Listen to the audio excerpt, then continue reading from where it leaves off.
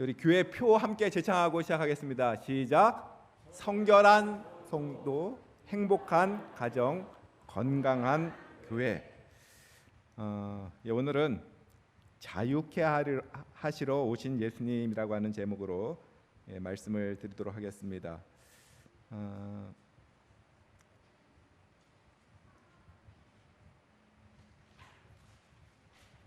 다 함께 하나님의 말씀 누가복음 4장 16절부터 21절까지에 있는 말씀을 교독해서 한번 읽겠습니다. 제가 먼저 짝수절을 읽고 여러분들이 홀수절을 교독해서 함께 읽어주시기 바랍니다. 예수께서 그 자라나신 곳 나사렛에 이르사 안식일에 늘 하시던 대로 회당에 들어가사 성경을 읽으려고 서심해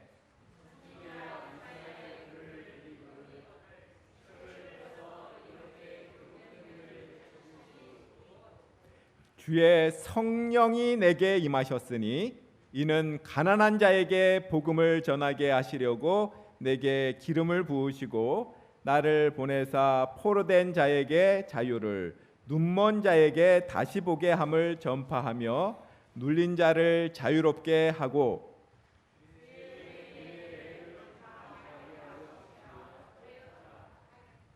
책을 덮어 그 맡은 자에게 주시고 앉으시니 회당에 있는 자들이 다 주목하여 보더라.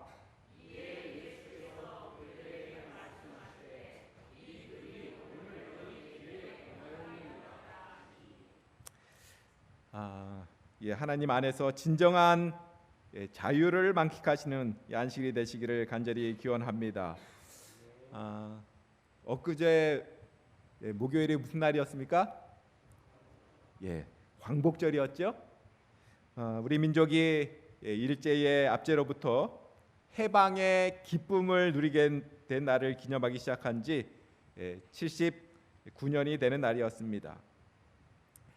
사실 자유한 자와 또 자유하지 못한 자의 모습을 오늘 본문이 선명하게 보여주지는 못하지만 차선책으로 오늘 본문을 선택했습니다. 오늘 우리에게 있어서 이 자유라고 하는 개념이 주는 의미는 무엇일까를 한번 나름대로 깊이 생각해 보았습니다. 오늘 제목의 말씀이 자유케 하시러 오신 예수님입니다. 아직까지 진정한 자유를 경험하지 못하시는 성도님들이 있으시다면 자유케 하시러 오신 예수님을 오늘 이 시간 꼭 만나게 되기를 간절히 소망합니다. 오늘 본문은 예수님의 지상 봉사 사업의 이유와 목적을 설명하는 아주 매우 중요한 말씀입니다. 오래간만에 이 고향 나사렛에 찾으셔서 이사야 61장과 58장을 본문으로 하셔서 예수님께서 감당하시는 그 사명을 선포하시고 설명하시는 것입니다. 예수님께서는 메시아의 사명에 대한 가장 분명한 말씀을 읽으시고는 책을 덮으시고 간단하게 적용을 해 주십니다. 오늘 이 말씀이 어떻게 됐다? 너희에게 이루어졌다. 즉 자신을 메시아로 선포하시는 것입니다. 대선 출마 선언을 하시는 차원이 아니라 대통령임을 선언하시는 것입니다. 그런데 그 말씀을 들은 이 고향 나사렛의 고향 사람들의 반응이 어땠습니까? 좀 건너가서 28절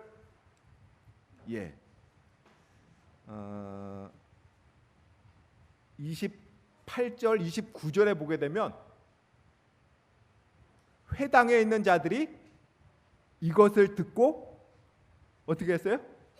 다 크게 화가 나서 일어나 동네 밖으로 쫓아내어 그 동네가 건설된 산 낭떠러지까지 끌고 가서 밀쳐 떨어뜨리고자 하되. 자유를 주시러 오신 예수님을 거절하고 내쫓는 모습을 보게 됩니다. 왜 거절했을까요? 예수님께서 이 말씀이 너희 귀에 응했다라고 하신 그 이사야서의 말씀을 다시 한번 읽어볼까요? 주의 성령이 내게 임하셨으니 이는 가난한 자에게 복음을 전하게 하시려고 내게 기름을 부으시고 나를 보내사 포로된 자에게 자유를, 눈먼 자에게 다시 보게 함을 전파하며 눌린 자를 자유롭게 하고 주의 은혜의 해를 전파하게 하려 하심이라 하였더라. 혹 이 말씀을 읽는 중에 여러분 마음에 걸리는 말씀이 있습니까? 제가 볼 때는 말씀 자체에서는 별로 마음에 걸리는 것이 없어 보이는데, 이 나사렛 교회 성도님들은 왜 예수님을 거절했을까요? 오늘 본문이 우리에게 주는 교훈이 무엇일까요? 첫 번째, 이 자유는 포로되고 눌린 자에게 주어지는 것이라고 하는 사실입니다. 나사렛 사람들이 예수님을 거절한 이유 중에 몇 가지가 있겠습니다만 그 중에 하나가 바로 이 대목과 관계가 있습니다. 유대인들은 이사야 61장의 글을 읽을 때마다 어떤 메시아를 원하고 소망하고 바랬습니까? 국가적인 구주, 로마의 압제세부터 벗어나 전 세계를 호령하는 민족이 되게 할 어떤 메시아? 정치적인 메시아에 대한 소망을 가졌습니다. 그런데 그들과 30년을 가까이에서 지냈던 이 초라한 가문의 이 젊은이를 그들을 구원할 메시아로 인정하고 싶지 않은 것입니다. 30년 동안 예수님의 삶이 형편없었기 때문에 거절한 것은 아니었을 것입니다. 그들도 예수님의 품행의 다른 점은 인정을 했으니까 오래간만에 고향 땅에 온 예수님께 이 단상, 강단을 내주었겠죠. 그러나 30년 동안 신적인 능력을 한 번도 보여주지 않았던 젊은이를 믿지 못하겠다는 것이고요. 또 그들의 자존심, 그 자존심이 예수님을 메시아로 인정하지 못하도록 만들고 있습니다. 내가 포로되고 눌린 상태에 있다라고 하는 사실을 인정하지 못하는 한 그들은 예수님을 메시아로 받아들일 수 없는 상황인 것입니다. 예수님의 말씀을 아멘으로 화답할 수 있는 사람은 바로 자신이 포로가 되어 있는 사람임을 인정할 수 있는 사람인 것입니다. 그래서 바로 그들의 교만, 이 교만이 예수님을 거절하게 만들었습니다. 사랑하는 성도 여러분, 예수님께서는 오늘 우리에게 복음을 전하려고 오셨습니다. 이 복음이 복음되기 위해서는 바로 우리의 상태를 인정할 줄 아는 겸손이 요구됩니다. 예수님께서는 우리의 상태를 질책하기 위해서 오신 분이 아니십니다. 바로 우리에게 복음, 구원의 기쁜 소식을 전하기 위해서 오신 분이십니다. 오늘 저와 여러분에게 다가오시는 예수님께서 정말 반갑고 고대해 왔던 분이 되실 수 있는 저와 여러분의 마음 자세가 되시기를 간절히 바랍니다. 예수님께서는 이 나사렛 성도들의 마음 상태를 읽으셨습니다. 의사야, 너 자신을 고치라 라고 하는 이 속담을 떠올리고 있음을 보셨습니다. 다른 곳에서 행한 그 이적처럼 이곳에서도 한번 이적을 행해봐 라고 속으로 말하고 있음을 보셨습니다. 또 고향에서 선지자가 환영을 받지 못한다고 예수님께서 말씀하셨는데요, 오늘 우리에게 주는 이 말씀의 의미는 무엇일까요? 예수님을 안다고 하지만 이 제대로 알지 못하는 자들에 대한 안타까운 심정의 표현인 것입니다. 예수님과 오랫동안 함께 생활했다고 하는 사람들에게 하시는 말씀인 것입니다. 우리 신앙생활을 오래 했거나 나름대로 아주 깊이 있게 하고 있다라고 생각하는 사람들에게 하시는 말씀인 것입니다. 사랑하는 성도 여러분, 오늘 우리에게 예수님은 정말 환영을 받고 계십니까?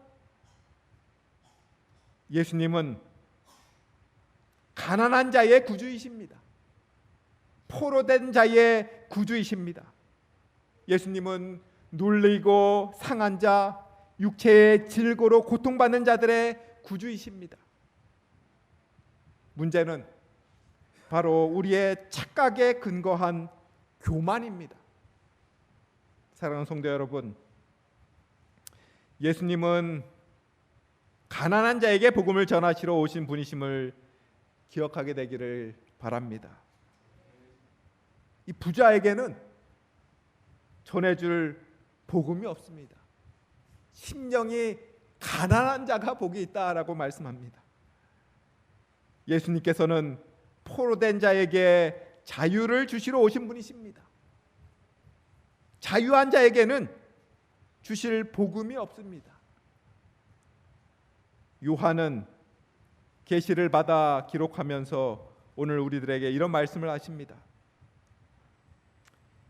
너희는 스스로 나는 부자라, 부요하여 부족한 것이 없다 하는구나.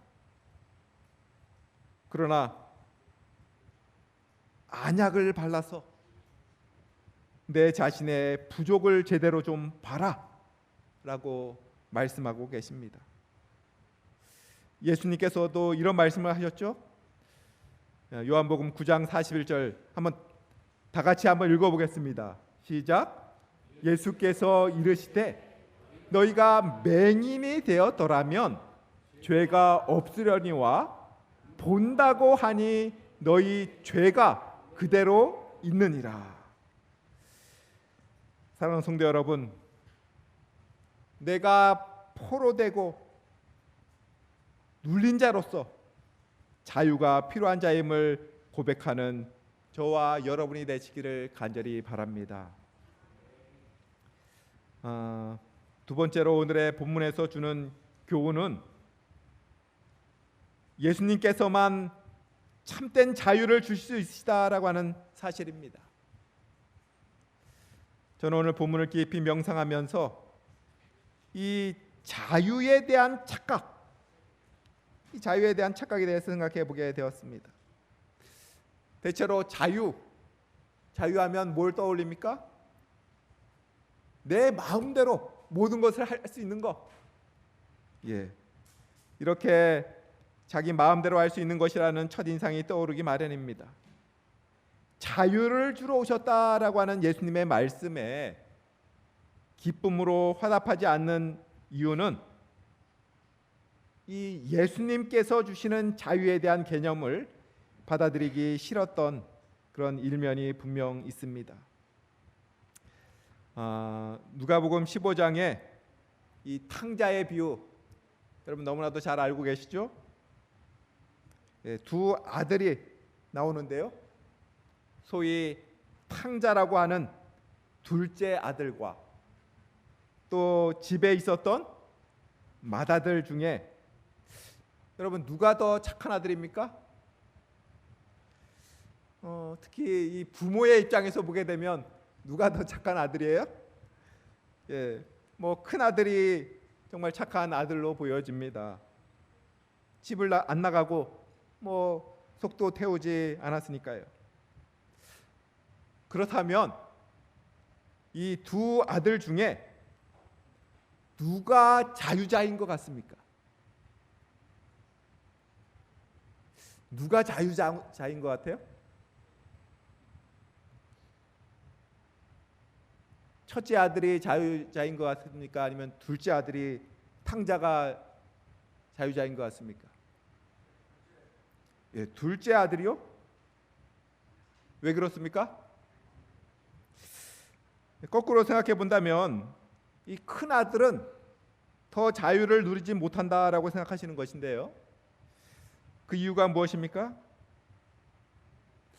집을 한번 떠나보고 싶은데 나가지 못하기 때문입니까?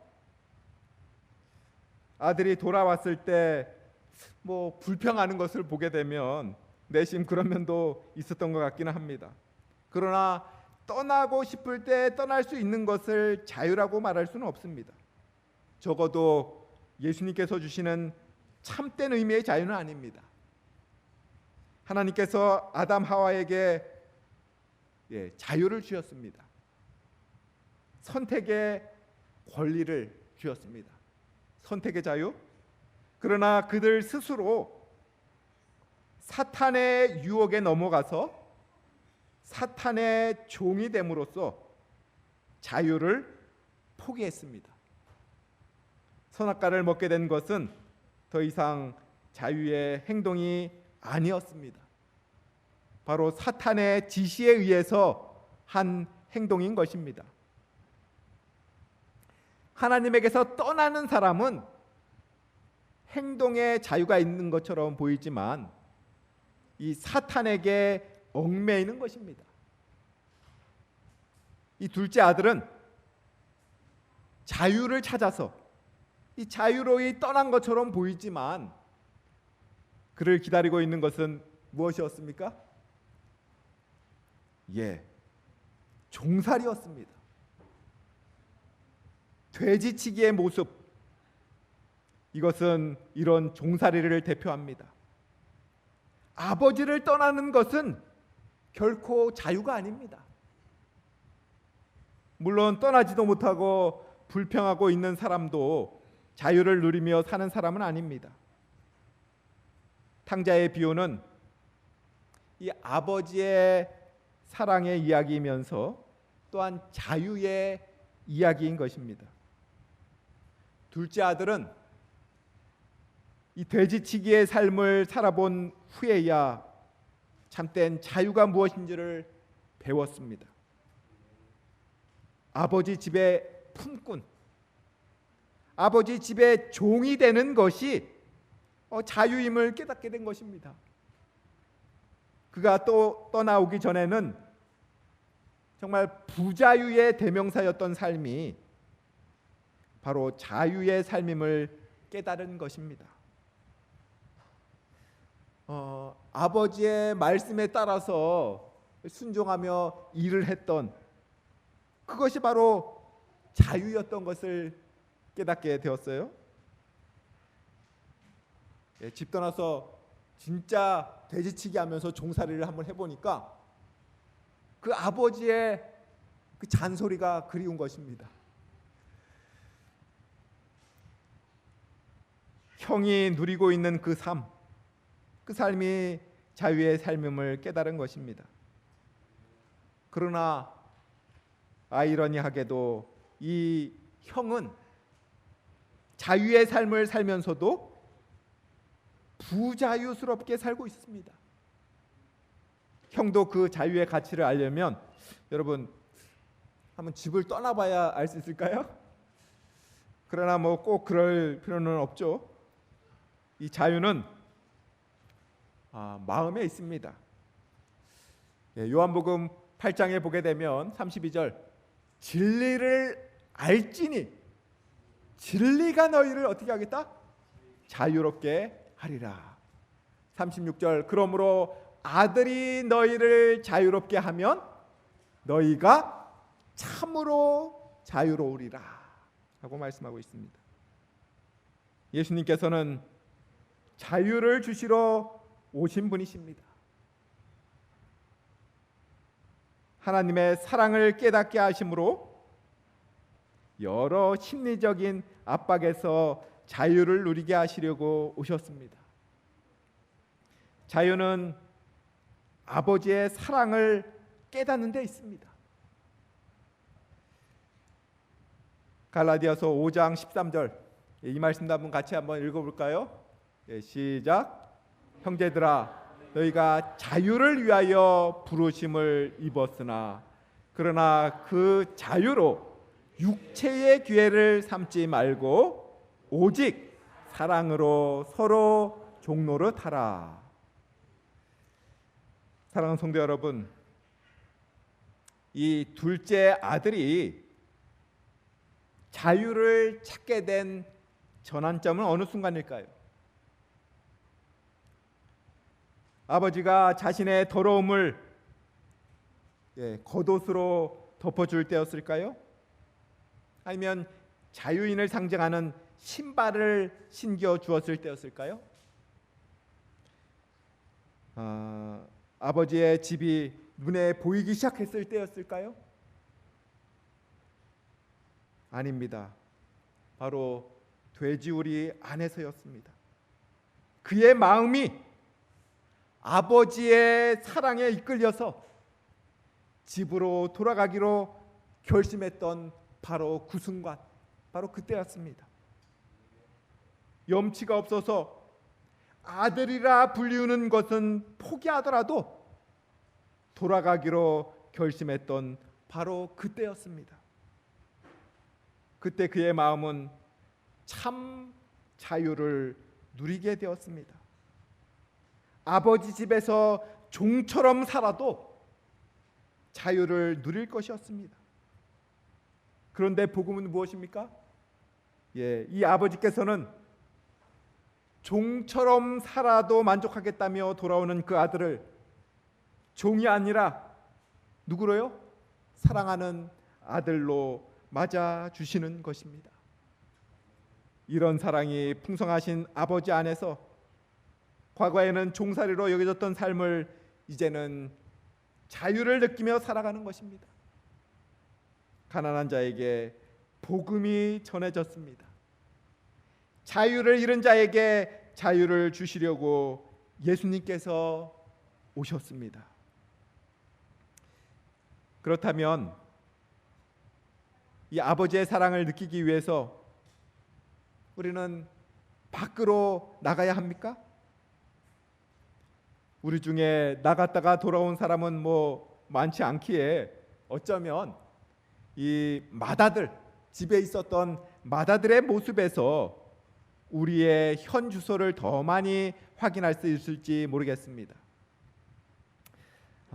큰아들의 모습을 한번 볼까요? 아버지께 대답하여 이르되 내가 여러 해 아버지를 섬겨 명을 어김이 없거늘 내게는 염소 새끼라도 주어 나와 내 벗으로 즐기게 하신 일이 없더니 아버지의 살림을 창녀들과 함께 삼켜버린 이 아들이 돌아오매 이를 위하여 살진 송아지를 잡으셨나이다. 이 안식일을 잘 지키고 있는 것 하나만으로도 우리는 아버지의 신임과 사랑을 받는 것이 당연하다고 생각하고 있습니다. 자유는 내적인 것이지만 외적으로 드러나게 되어 있습니다. 그것도 아무도 없을 때 드러나게 되어 있습니다. 외적인 제약이 없이 자기 스스로 무엇인가를 결정할 수 있을 때 드러나게 됩니다. 이런 면에 대해서는 예를 들 것이 너무나도 많이 있습니다. 선한 사마리아인의 비유에서는 여러분 누가 자유인입니까? 선한 사마리아인이 자유인입니까? 아니면 제사장과 레위인이 자유인입니까?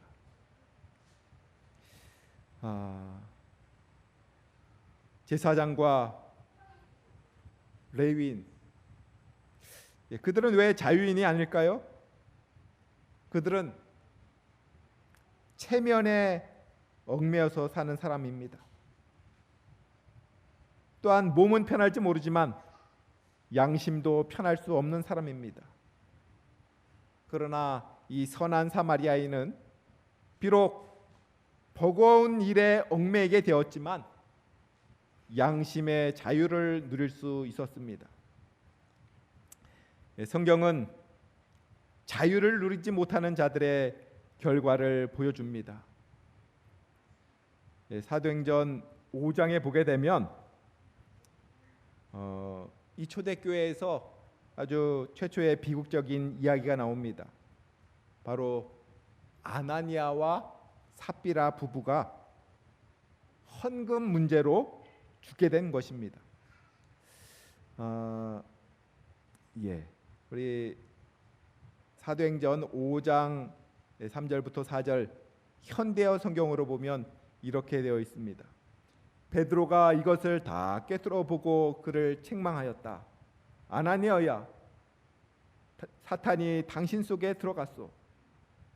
왜 땅값을 따로 챙겨두고 와서 전액이라고 말해 성령께 거짓말을 하는 거요. 그 재산을 팔고 안 팔고는 당신 마음대로 할 수 있는 일이요. 그리고 판 후에 그 돈의 얼마를 남에게 주는가 하는 것도 전적으로 당신 자유 의사에 달린 것이요. 그런데 왜 이런 짓을 하시오? 당신은 우리를 속인 것이 아니라 하나님을 속인 것이요. 이 초대교회 당시에 다 자신의 재산을 팔아서 함께 선교 사업에 쓰고 통용했던 자금들을, 자신의 재산들을 통용했던 그런 시대이지 않습니까? 이때 아나니아 삽비라가 어떻게 했어요? 자기의 있던 땅을 팔았습니다. 그리고서 그 땅을 판 돈을 헌물로 드렸는데 뭐라고 하고 드렸어요? 이것이 우리가 땅 판 돈 전부입니다 라고 하면서 헌금을 드렸어요.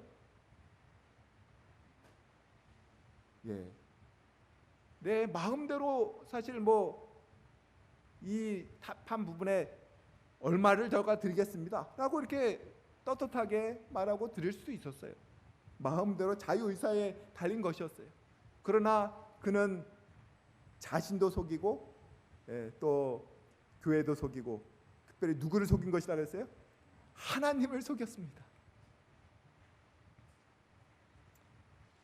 아나니아와 삽비라는 이 마다들처럼, 그리고 제사장이나 레위인처럼 이 체면에 얽매여서 자유를 누리지 못했던 사람이었습니다. 그리고는 그 부자연스러운 삶이 또 다른 부자유로 이어지게 된 것입니다. 바로 양심의 부자유인 것입니다. 이 탕자의 형은 아버지 곁에서 순종의 삶을 살았지만 즐거움이 전혀 없었다고 간접적으로 고백하고 있지 않습니까? 마음이 자유롭지 못했던 것입니다. 사랑하는 성도 여러분, 여러분들은 얼마나 자유를 누리며 살고 계십니까? 우리 제자 훈련을 받는 분들을 보게 되면 그분들은 계속해서 말씀을 듣고 배우면서 하나님의 뜻대로 살지 못하고 또 더 많이 전도하지 못하는 것으로 인해서 더 많이 부담감을 갖고 있는 것을 보게 됩니다. 그러나 그런 마음도 갖지 않는 대부분의 사람들보다 훨씬 더 예수님을 닮아가는 제자들인 것입니다. 사랑하는 성도 여러분, 우리 모두 이 마음의 자유를 누리며 받은 은혜를 작은 것부터 나누며 살아야겠습니다. 우리가 얼마나 많은 빛을 받았냐도 중요합니다. 그러나 그 빛을 얼마나 사용하느냐, 이것이 더 중요합니다. 10개를 받아서 1개를 사용하는 사람보다 1개를 받아서 1개를 사용하는 사람이 더 밝은 빛을 드러내는 것입니다. 사랑하는 성도 여러분, 우리는 분명히 가장 밝은 빛을 소유한 사람들입니다. 여러분은 이 빛을 과연 얼마나 그리고 어떻게 사용하고 계십니까? 혹 자신을 비추는 데 사용하지 않고 이 다른 사람에게만 비추려고 하지는 않는지요? 이 밝은 빛을 자신에게 비추어서 빛 가운데 사는 저와 여러분이 되시기를 간절히 바랍니다. 예수님께서 나사렛에서 왜 그들의 요구하는 이적, 그 이적을 행하시지 않으셨을까요? 자신의 메시아성을 확인해 주는 차원에서는 이적을 행하시지 않을 것이기 때문일까요? 그렇다면 가나의 혼인 잔치에서는 왜 이적을 행하셨습니까? 어머니와 제자들의 요구와 또 그 기대에 부응하는 측면이 강했던 이적이지 않습니까? 이 고향 나사렛에서 예수님께서 이적을 행하시지 않으셨던 것은 바로 그들의 믿음이 없었기 때문에 그렇습니다. 예수님께서도 그들의 필요를 공급해 주시기를 원하셨을 것입니다. 고향에서 어떻게 폼을 한번 내보시려는 차원은 아니었어도 남달리 정도 들고 애정도 가는 그 고향 사람들에게 하늘의 기별을 들려주고 새로운 삶의 길을 열어주시기를 왜 원하지 않으셨겠습니까? 그러나 그들이 예수님을 그래도 가장 잘 안다고 하는 그들이 예수님을 거절한 것입니다.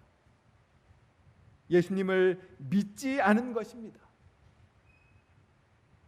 모든 은혜는 믿음을 통해서 받을 수가 있는데 이 믿음이 없었기에 예수님께서도 그들을 위해서 아무 일도 하실 수 없으셨던 것입니다.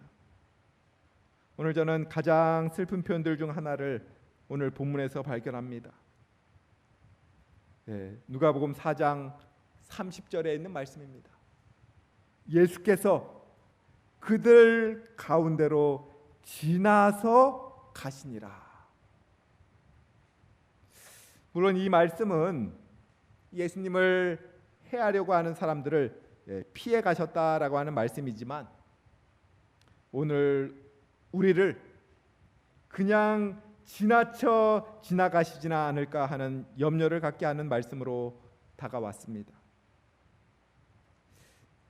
오늘 주제인 이 자유라고 하는 주제에서 많이 벗어난 것 같죠? 그러나 이 모든 말씀들이 바로 자유를 주시러 오시는 예수님과 또 그분의 복음이 그렇게 감격스럽고 뜨겁게 느껴지지 못하는 우리의 가슴을 돌아보게 하는 말씀이 아니겠습니까? 사랑하는 성도 여러분, 내가 포로되고 눌린 자로서 자유가 필요한 자임을 고백을 하고 또 진리이신 예수님께서만 참된 자유를 주실 수 있으신 분이심을 여러분 믿게 되시기를 간절히 바랍니다. 예수님의 사랑을 경험함으로 아버지의 품 안에서만 진정한 자유를 누릴 수 있음을 깨닫게 되시기를 간절히 바랍니다.